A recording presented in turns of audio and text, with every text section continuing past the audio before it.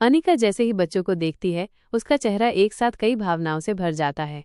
शौक, happiness, relief और प्यार। वो किसी चीज की परवाह किए बिना दौड़कर अपने बच्चों के पास जाती है और जैसे ही वो उन्हें गले लगाती है, ऐसा लगता है जैसे उसकी अधूरी दुनिया फिर से पूरी हो गई हो। उसकी आंखों से आंसू बह निकलते हैं। रिया मम्मा के आंसू पोंछते हुए कहती है, don't cry mamma, we are here. और अनिका बस उन्हें और जोर से गले लगा लेती है। वो कुछ नहीं बोल पाती, बस बार बार अपने बच्चों का माथा चूमती जाती है। रोहित दूर खड़ा ये सीन देख रहा था और उसके चेहरे पर एक शांत, संतुष्ट मुस्कान होती है।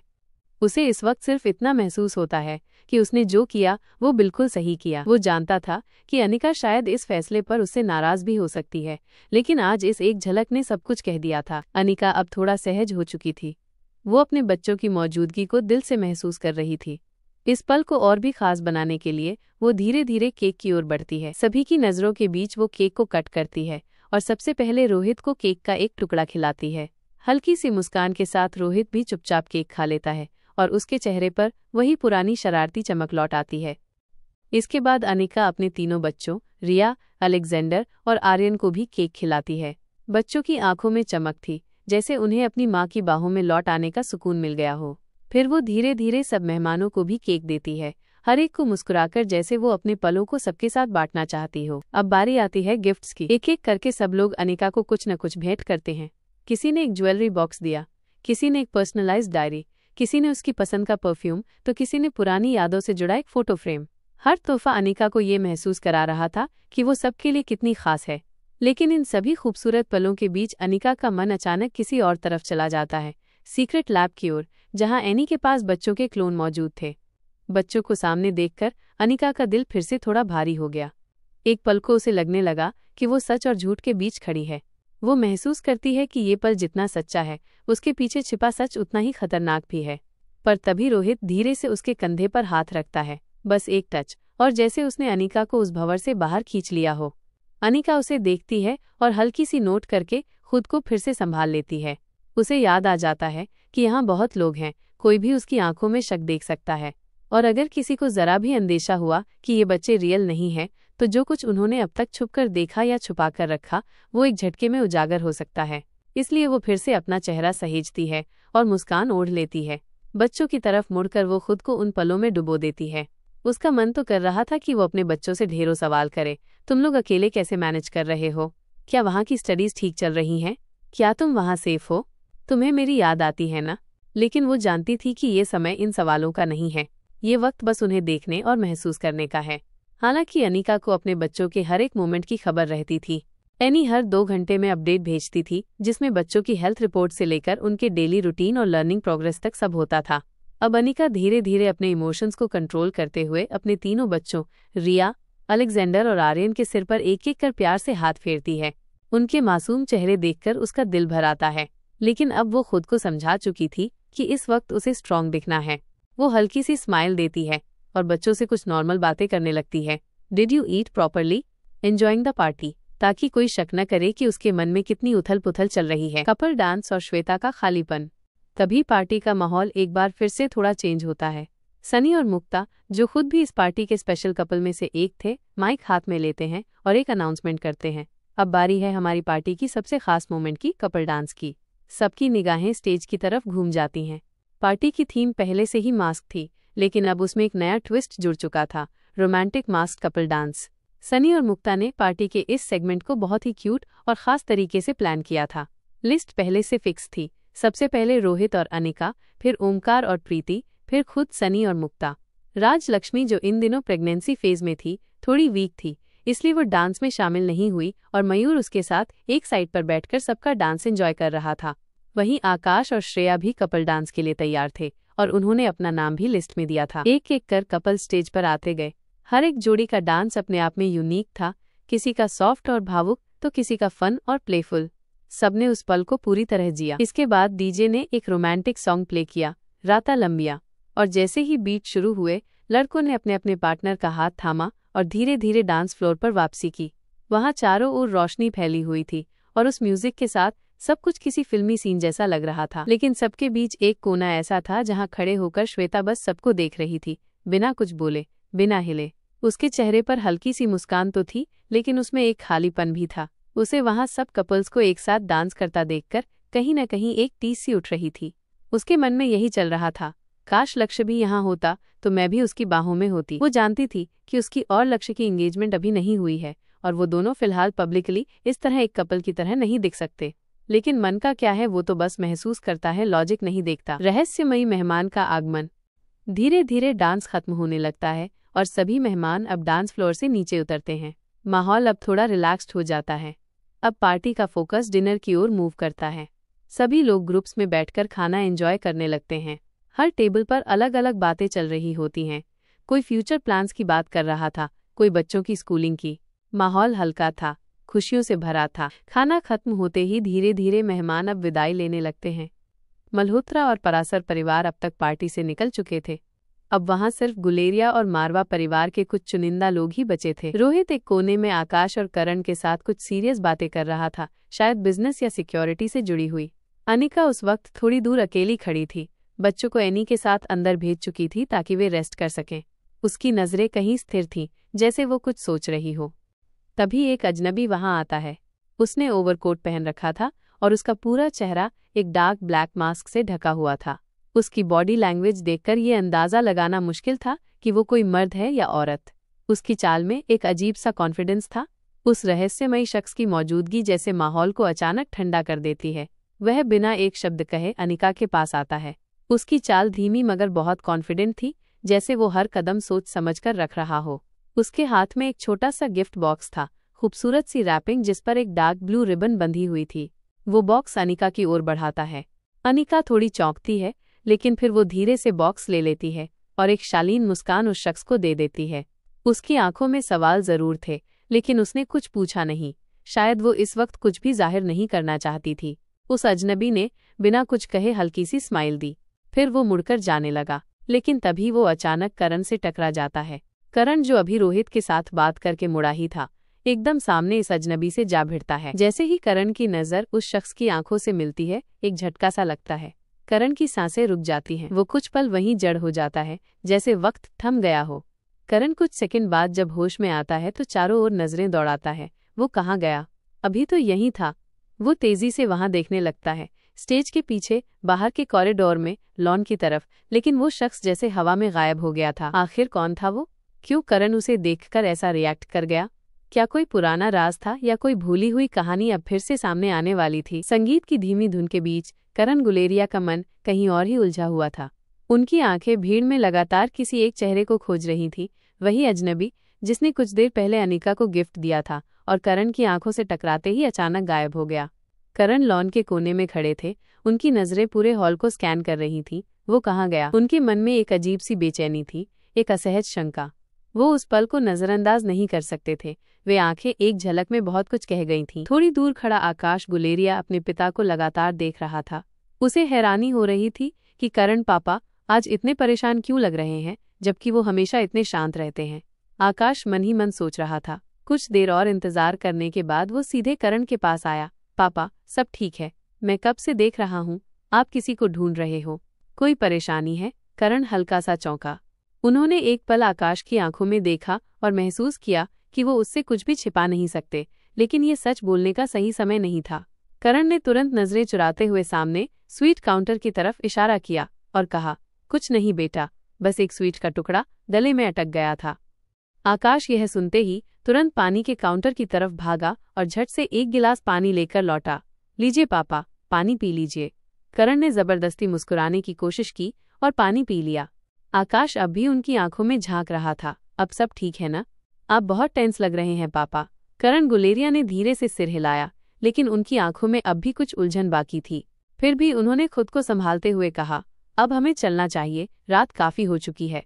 उनकी आवाज में वही अधिकार था जो एक जिम्मेदार और सम्मानित व्यक्ति की होती है, लेकिन आज उसमें हल्की सी थकान और खोया हुआ सा अंदाज भी था। करण की बात सुनकर गुलेरिया परिवार भी धीरे धीरे निकलने की तैयारी करने लगा। पार्टी अब लगभग खत्म हो चुकी थी और ज्यादातर मेहमान जा चुके थे।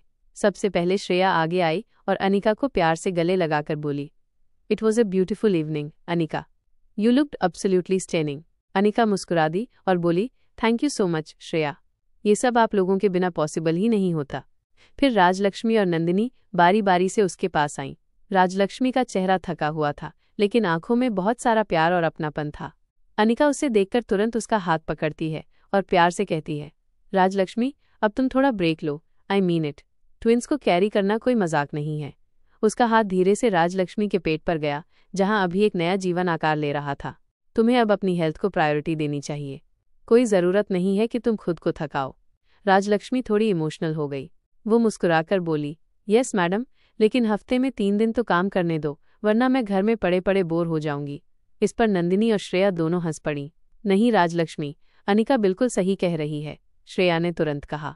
अनिका ने प्यार और दृढ़ता से राजलक्ष्मी का हाथ थामते हुए कहा, अब तुम्हें कोई भी काम करने की जरूरत नहीं है और नहीं हम तुम्हें करने देंगे। पहले अपनी हेल्थ पर फोकस करो और बच्चों का ख्याल रखो। उसके शब्दों में वो चिंता और स्नेह साफ झलक रहा था, जो एक बहन की तरह गहराई से महसूस किया जा सकता है।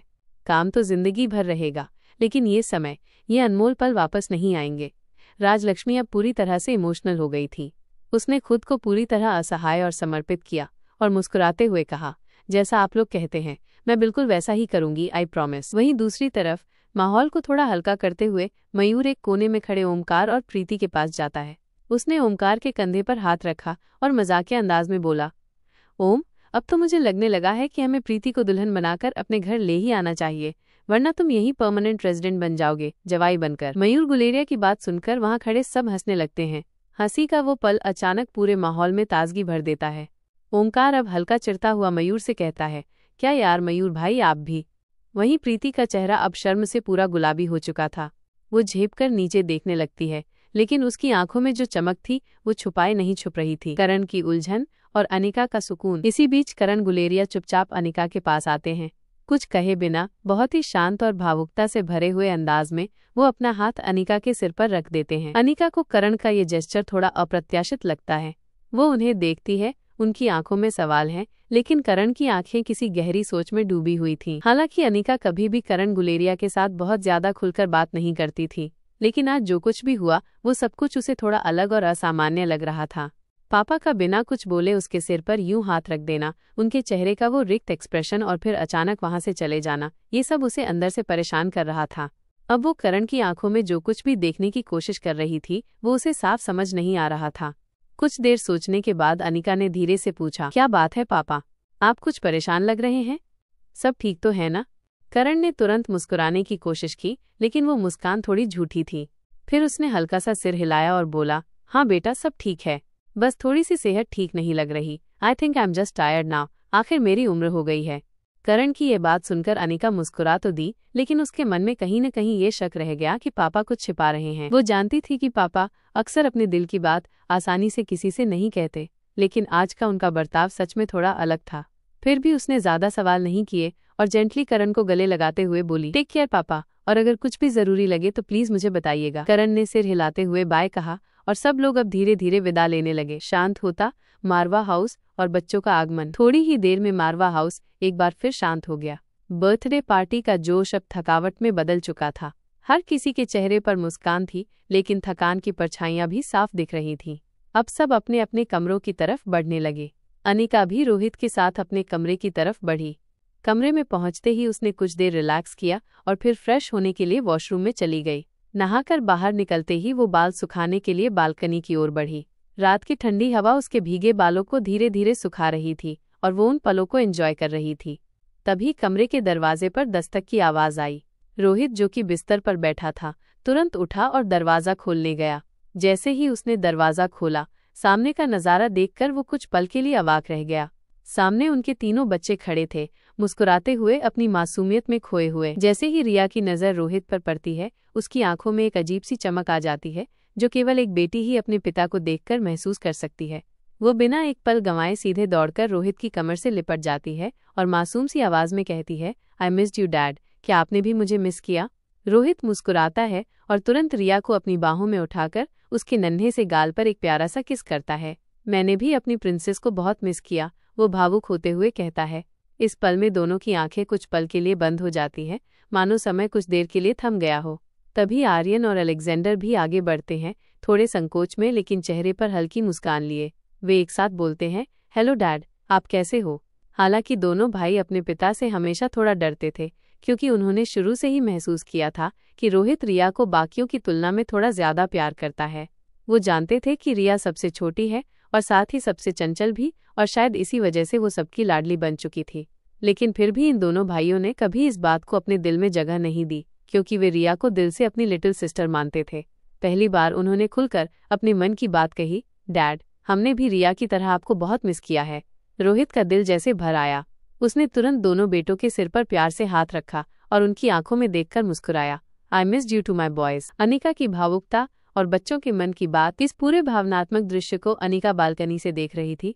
और अब जब तीनों बच्चों की नजर अपनी मां पर पड़ी, उनकी आंखों में चमक और चेहरे पर प्यारी सी मुस्कान थी। वे तीनों दौड़ते हुए एक साथ उसकी ओर भागे। मॉम! अनिका उन्हें दौड़ता देख जैसे अपने सारे दर्द, थकावट और तनाव भूल गई। वो तुरंत नीचे बैठ गई और अपने तीनों बच्चों को सीने से कसकर लगा लिया। ओ माय बेबीज, मैंने तुम तीनों को बहुत मिस किया, इतना कि बता नहीं सकती। वो बारी बारी से तीनों के माथे और गालों पर किस करती है। अब आर्यन, अलेक्जेंडर और रिया उसे एक साथ कहते हैं, सॉरी मॉम, उस दिन हम आपसे बिना मिले ही चले गए थे, हमें बहुत अफसोस हुआ। अनिका ने तुरंत तीनों को फिर से गले से लगा लिया। नो बेटा, इसमें तुम्हारी कोई गलती नहीं है। एक्चुअली तुम तो मुझे मिलने आए थे। गलती मेरी थी, मैं उस दिन यहाँ नहीं थी, और सच कहूँ तो मुझे बहुत दुख हुआ कि मैं तुमसे नहीं मिल पाई। तीनों बच्चों ने फिर से माँ को कसकर पकड़ा। उनके लिए ये पल किसी परी कथा से कम नहीं था। तभी रिया थोड़ी पीछे हटकर मासूमियत से अपनी माँ की आंखों में झांकती है और धीरे धीरे बोलना शुरू करती है। मॉम, उस दिन जब हम चले गए थे तो हमें लगा कि शायद आपको हमारी याद ही नहीं आती होगी, क्योंकि आपके पास तो हमारे क्लोन्स हैं, है ना? उसकी आवाज में मासूम सा तंज भी था और थोड़ी सी तकलीफ भी। हमने यही सोचा कि आपको हमारी कमी ही कहाँ महसूस होती होगी, इसलिए हमने भी सोच लिया कि हम आपसे मिले बिना ही चले जाएंगे। रिया की बातें सुनकर अनिका का चेहरा गंभीर हो गया, लेकिन उसने कुछ नहीं कहा, क्योंकि वह जानती थी कि रिया जो कुछ भी बोल रही है वह उसके दिल से निकल रहा है। अब आर्यन और अलेक्जेंडर भी सामने बैठ जाते हैं। आर्यन धीमी आवाज में कहता है, मॉम, हम दोनों को भी इस बात का बहुत बुरा लगा था कि आप हमें अपने से दूर भेज रहे हो। हमें समझ ही नहीं आया कि आपने ऐसा क्यों किया, और सच कहें तो उस वक्त हम आपसे बहुत नाराज थे। अलेक्जेंडर ने आगे जोड़ा, हमें डर भी लग रहा था कि कहीं हम अगर आपसे मिलने आए और आपने मना कर दिया तो हम टूट जाते, इसलिए हम हिम्मत ही नहीं जुटा पाए और साइलेंटली वहां से चले गए। अनिका अब अपनी आंखों में आंसू लिए उन्हें गौर से देख रही थी। उसका दिल ये सब सुनकर और भी ज्यादा भारी हो रहा था, लेकिन वो उन्हें बीच में नहीं टोक रही थी, क्योंकि वो चाहती थी कि उसके बच्चे अपने मन की हर बात कह सकें, बिना किसी डर के, बिना किसी झिझक के। अब रिया दोबारा बोलना शुरू करती है। उसकी आवाज इस बार थोड़ी और नम थी। लेकिन मॉम, जब हम आप लोगों से दूर गए तब हमें पहली बार वो खालीपन महसूस हुआ जो आपकी प्रेजेंस से भर जाता था। वो वार्मथ, वो कंफर्ट, वो बिलोंगिंग, सब कुछ मिस कर रहे थे। फिर जब हमने वहां सुना कि हमारे दुश्मनों ने रिया के क्लोन को किडनैप कर लिया है, तभी हमें समझ में आया कि आपने जो डिसीजन लिया था वो हमारी सेफ्टी के लिए ही था। हमें ये भी समझ में आ गया कि आप हमें इसलिए दूर भेज रही थी ताकि हम उस खतरे से दूर रहें जो हमें पता ही नहीं था। अब उसकी आंखें भर आई थीं।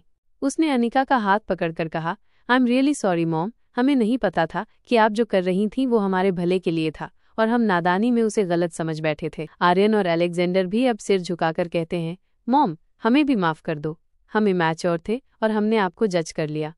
अनिका अब और नहीं सह सकी। उसने तीनों को फिर से अपनी बाहों में भर लिया और फिर से उनका माथा चूम लिया।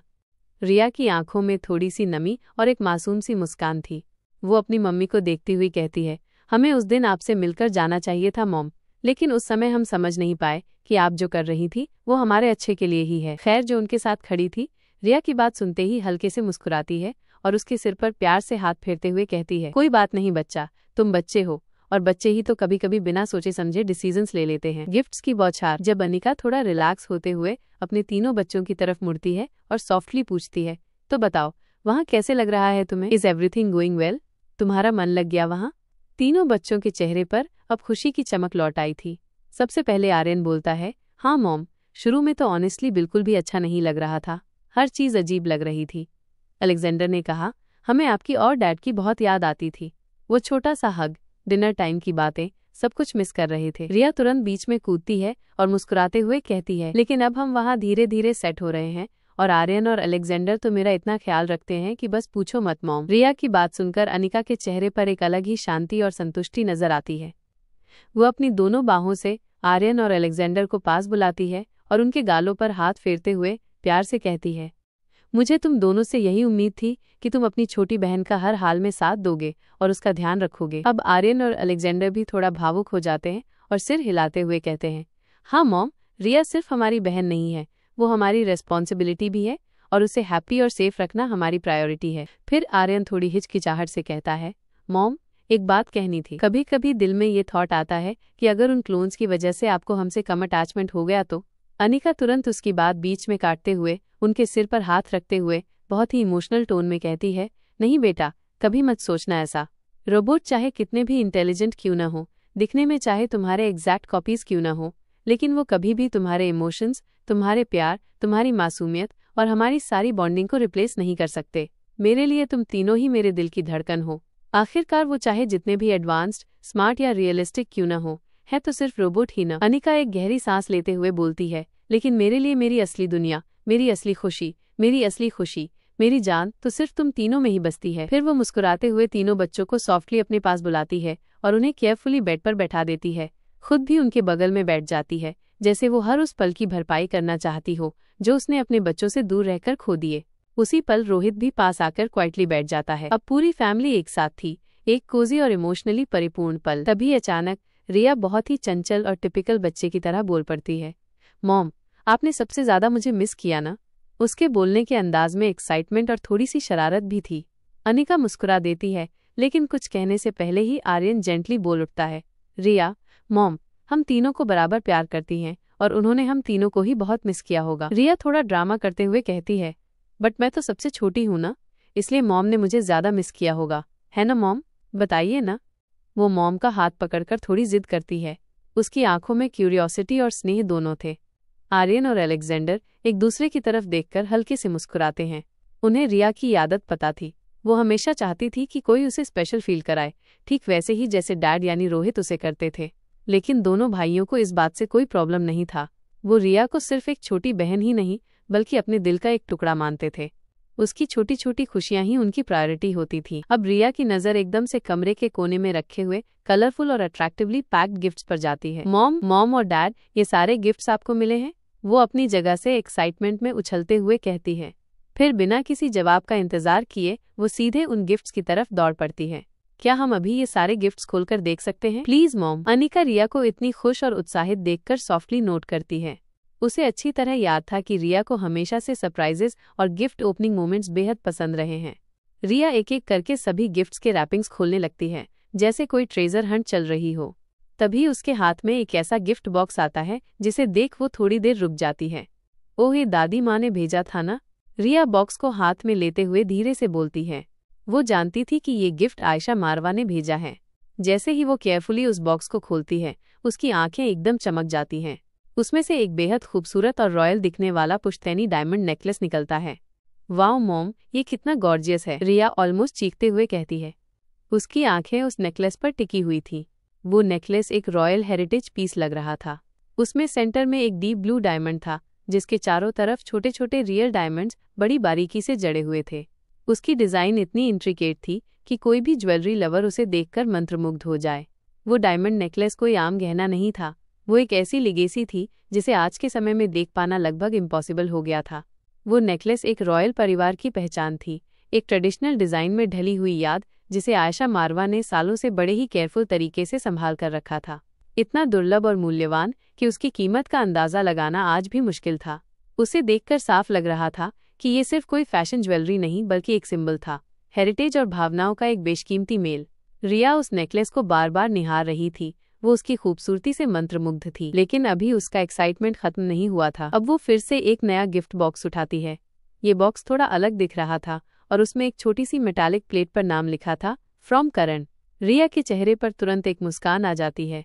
ओह, ये तो नानू ने भेजा है, वो अपने आप से बोलती है और बड़ी उत्सुकता के साथ उस बॉक्स को खोलती है। जैसे ही बॉक्स खुलता है, उसकी आंखें एक बार फिर से एक्साइटमेंट से चमकने लगती हैं। ओह माय गॉड, ये तो ट्रैवल टिकट्स हैं। वो खुशी से लगभग उछल पड़ती है। वो जल्दी से वो 2 sleek, elegantly packed travel voucher उठाती है और ध्यान से पढ़ने लगती है। जैसे ही वो शब्द पढ़ती है, world tour package, 2 passengers, first class, all inclusive, उसकी खुशी और भी ज्यादा बढ़ जाती है। मम्मी देखो ना, ये नानू ने आपको और डैड को वर्ल्ड टूर पर भेजने के लिए टिकट्स भेजी हैं। वो पूरे एक्साइटमेंट में चारों ओर घूमने लगती है, जैसे वो खुद ही उस टूर पर जाने वाली हो। लेकिन जैसे ही उसका ध्यान इस बात पर जाता है कि वो टिकट सिर्फ 2 लोगों के लिए है, उसके चेहरे की मुस्कान थोड़ी सी फीकी पड़ जाती है। वो कुछ देर के लिए शांत हो जाती है और धीरे से बोलती है, मम्मी ये तो जस्ट 2 टिकट्स हैं, बट मुझे भी तो आप लोगों के साथ जाना था ना। अब आप दोनों वर्ल्ड टूर पर जाओगे और मैं तो यहीं रह जाऊंगी। उसकी आवाज़ में डिसअपॉइंटमेंट साफ झलक रही थी। आई एम अपसेट विथ नानू, वो थोड़ा मुंह बनाकर कहती है। He should have sent at least 3 tickets. मुझे भी मम्मी पापा के साथ पूरी दुनिया घूमनी थी। हालांकि रोहित मारवा केवल एक आम बिजनेसमैन नहीं था, वो एक बिजनेस टाइकून था, एक किंग की तरह सोचने वाला, जिसके लिए दुनिया की कोई भी लग्जरी बस एक क्लिक अवे थी। चाहे वो प्राइवेट जेट हो या वर्ल्ड टूर पैकेज, उसके लिए ये सब कुछ अरेंज करना बिल्कुल भी मुश्किल नहीं था। लेकिन फिर भी इस बार जो टिकट आए थे वो गुलेरिया की तरफ से थे, यानी नानू की ओर से, और यही वजह थी कि रिया एक्सपेक्ट कर रही थी कि नानू उसे भी इंक्लूड करेंगे। उसे भरोसा था कि उसका नाम भी उस सरप्राइज लिस्ट में जरूर होगा। थोड़ी सी डिसअपॉइंटमेंट के बाद भी उसकी क्यूरियोसिटी कम नहीं हुई। रिया फिर से बाकी के गिफ्ट बॉक्सेस की ओर बढ़ती है और एक एक करके उन्हें खोलना शुरू करती है। एक बॉक्स में एक वीकेंड क्रूज वाउचर था जो किसी ने अनिका को दिया था। एक और बॉक्स में एक डायमंड रिंग जो स्पार्कलिंग लाइट में चकाचौंध कर रही थी, और एक और एलिगेंट बॉक्स में था परफ्यूम फ्रॉम मॉरिस, जिसकी फ्रेग्रेंस रिया को तुरंत ताजगी देती है। हर गिफ्ट एक नई भावना को जगाता था, एक नया सरप्राइज, एक नया वाव मोमेंट। रिया एक्साइटमेंट में इतनी खो जाती है कि वक्त का बिल्कुल भी अंदाजा नहीं रहता। वो पूरे उत्साह के साथ हर बॉक्स को केयरफुली खोलती है। हर बार उसके चेहरे पर एक प्यारी सी मुस्कान आ जाती है। अनिका और रोहित का अनमोल पल। अब अचानक वो तीनों बच्चों की ओर देखकर अपने हाथ उनके सिर पर रखती है और कहती है, इट्स टू लेट नाउ। अब तुम लोगों को सो जाना चाहिए, कल तुम्हें वापस भी तो जाना है ना। उसकी टोन में एक माँ का प्यार और चिंता साफ झलकती है। रिया जो अभी तक हाई एक्साइटमेंट मोड में थी, अब मासूम सी शक्ल बना लेती है। उसके चेहरे पर वही बचपन वाली आदतें लौट आती हैं। धीरे से कहती है, मॉम, क्या हम कुछ दिन और यहीं रुक सकते हैं? हमने अभी तक ठीक से अपने छोटे भाई को भी नहीं देखा, और honestly I missed you so much. उसकी आवाज में वो मासूमियत थी जो किसी भी माँ को पिघला सकती थी। अनिका जो पहले तो सख्त सी दिख रही थी, अब उसकी आंखों में कोमलता आ जाती है। वो कुछ देर सोचती है और फिर धीरे से हाँ कहती है, ठीक है बेटा, लेकिन एक बात का ध्यान रखना, किसी को ये शक नहीं होना चाहिए कि तुम लोग इतने दिनों तक यहाँ थे। अब तीनों बच्चे खुशी से एक साथ बोलते हैं, okay mom, thank you, good night.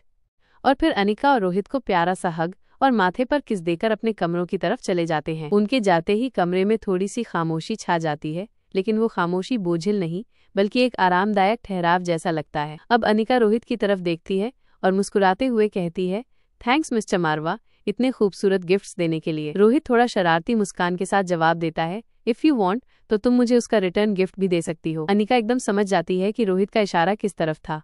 वो उसकी आंखों में देखते हुए हल्की सी मुस्कुराहट के साथ कहती है, रिटर्न गिफ्ट, हम वेल लेट मी थिंक। ये कहकर अनिका के चेहरे पर एक हल्की सी मुस्कान खिल उठती है जो उसकी सारी थकान और तनाव को पल भर के लिए दूर कर देती है। उस मुस्कुराहट में एक अनकही खुशी और उम्मीद छुपी थी। रोहित ने उसकी उस मुस्कान को देखा तो उसके दिल की धड़कन तेज हो गई।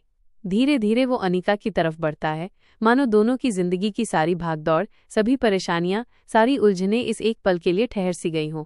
अनिका भी अपने दिल की आवाज़ सुनती है जो इस खास वक्त को पूरी तरह जीना चाहती है।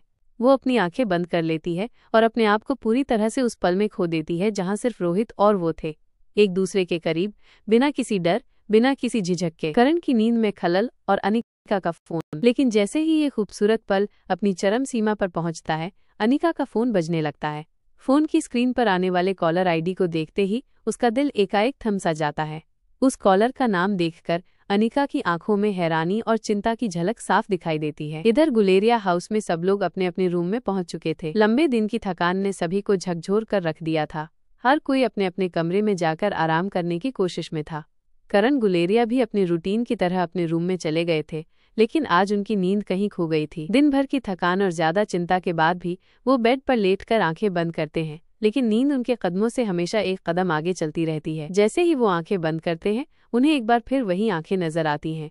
एक ऐसी नजर जो उसे भीतर तक हिला देती है, एक ऐसी पहचान जो उसकी रूह को चीरती हुई महसूस होती है। करण को अचानक एहसास होता है कि ये आंखें उनकी बहुत पुरानी यादों से जुड़ी हैं, ऐसे चेहरे की जो उन्हें कहीं गहरे से पहचानता था।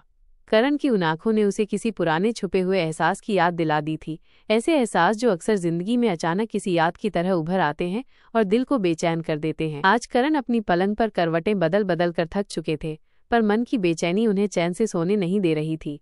वो बार बार उस रहस्यमय नज़र को याद करते थे जो उनकी यादों के तहखाने में गहरी दफन थी। हर बार जब वो अपनी आंखें बंद करते तो वो नज़र उसकी आंखों के सामने फिर उभर आती, जैसे कोई पुराना राज धीरे धीरे उनके सामने खुलने वाला हो। इसी बीच दूसरी तरफ अनिका भी अपने फोन की स्क्रीन को देखती रही, जहां उस कॉलर आईडी में एक नाम चमक रहा था जिसे देखकर उसका दिल एक पल के लिए थम सा गया।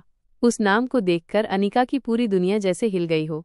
आखिरकार ये कॉल किसका था और क्यों? अनिका की ये सुनकर सांसें कुछ देर के लिए रुक गईं। क्या ये कॉल अनिका की जिंदगी में कोई नया मोड़ लेकर आने वाला था या फिर किसी पुराने सच को फिर से सामने लाने वाला था? इस सवाल का जवाब और अनिका के मन में उठ रहे और भी कई उलझनों को जानने के लिए आप हमारे साथ जुड़े रहिए इस कहानी के अगले एपिसोड में। अगर आपको ये कहानी दिलचस्प और रोमांचक लग रही है तो कृपया इसे लाइक करें, शेयर करें और अगर आपने अभी तक हमारे चैनल को सब्सक्राइब नहीं किया है तो कृपया सब्सक्राइब करना न भूलें। आपका समर्थन ही हमें और बेहतर कहानियाँ लाने की प्रेरणा देता है।